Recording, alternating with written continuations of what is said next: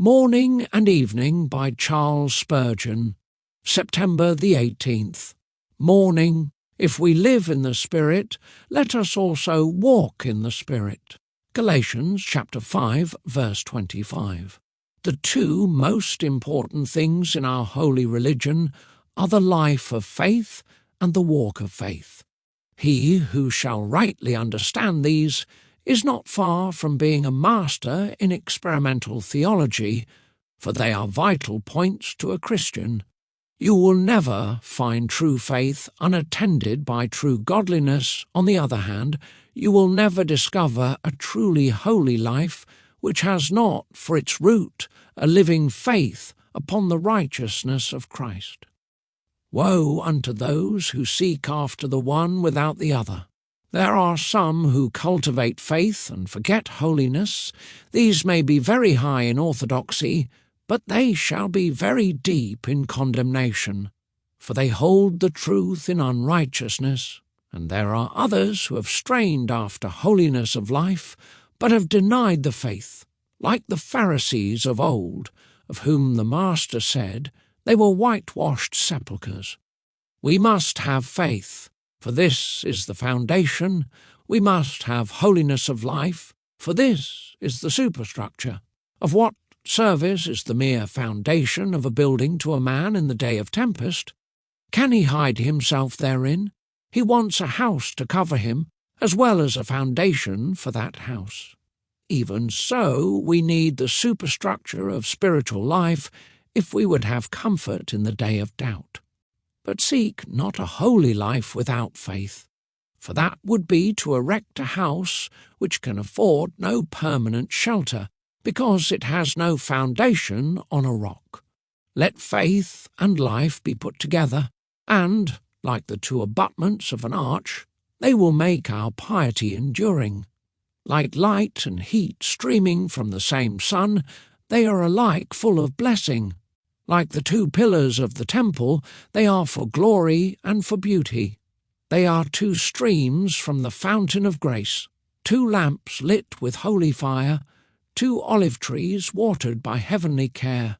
O Lord, give us this day life within, and it will reveal itself without to thy glory. September the 18th. Evening. My sheep hear my voice, and I know them, and they follow me. John chapter 10, verse 27.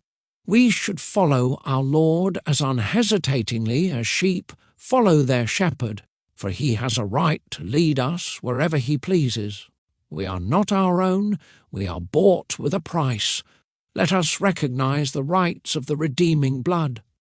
The soldier follows his captain, the servant obeys his master. Much more must we follow our Redeemer, to whom we are a purchased possession. We are not true to our profession of being Christians if we question the bidding of our leader and commander. Submission is our duty, cavilling is our folly.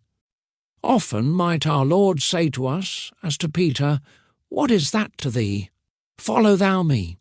Wherever Jesus may lead us, he goes before us. If we know not where we go, we know with whom we go. With such a companion, who will dread the perils of the road? The journey may be long, but his everlasting arms will carry us to the end. The presence of Jesus is the assurance of eternal salvation. Because he lives, we shall live also. We should follow Christ in simplicity and faith, because the paths in which he leads us all end in glory and immortality. It is true they may not be smooth paths, they may be covered with sharp, flinty trials, but they lead to the city which hath foundations, whose builder and maker is God. All the paths of the Lord are mercy and truth, unto such as keep his covenant. Let us put full trust in our leader, since we know that come prosperity or adversity, sickness or health, popularity or contempt, his purpose shall be worked out, and that purpose shall be pure, unmingled good to every heir of mercy. We shall find it sweet to go up the bleak side of the hill with Christ, And when rain and snow blow into our faces, His dear love will make us far more blessed than those who sit at home and warm their hands at the world's fire.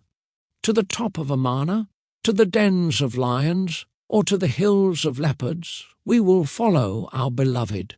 Precious Jesus, draw us, and we will run after Thee. May your heart rest today in the grace and nearness of Jesus Christ. Thank you for listening.